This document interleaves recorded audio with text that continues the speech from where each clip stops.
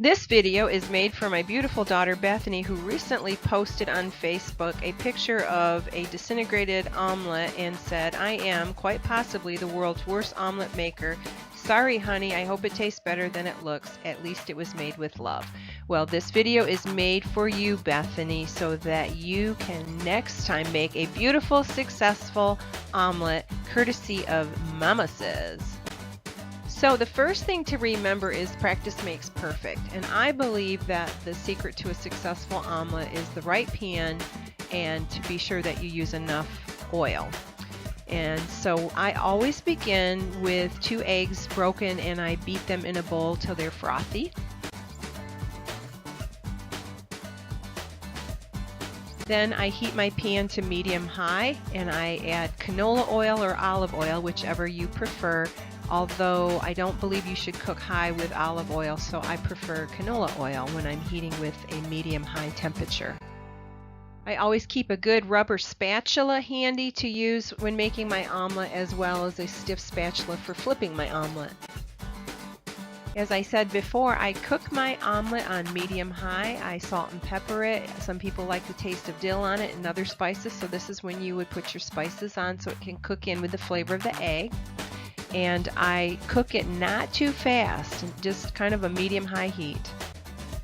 As soon as your eggs become somewhat solid, I begin to run the spatula around the edge of the eggs to loosen them from the pan, and I also shake the pan to loosen it from the bottom. This makes it easier to flip your omelet when it's ready to be flipped.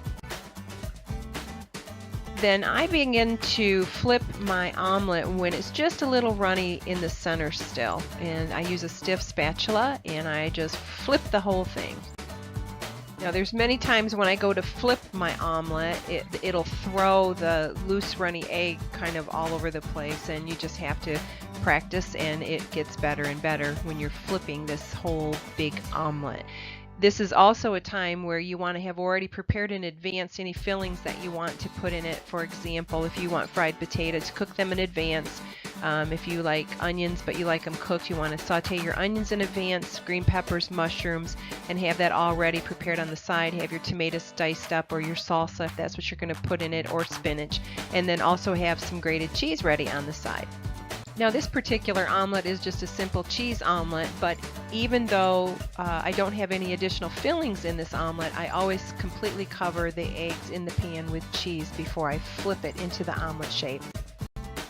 Then I use my stiffer spatula and I flip it into a D-shaped omelet. At this point, I turn my heat off. You'll also notice that there is some residual oil in the pan, so that lets me know that I had enough oil in the beginning and the egg was able to slide around real easily. It wasn't sticking to the pan. As I said before, you would have shut your pan off as soon as you flip it and put the fillings on it before you flip it to the omelet shape. So you should be able to immediately slide your omelet right onto your plate and garnish it with cheese or cilantro or whatever else you like to make it look beautiful before you serve it. And that is a beautiful omelet that's going to taste scrumptious. Thank you for joining and listening to Mama Says, and stay tuned for other exciting posts on how to do other stuff that's really cool because Mama says.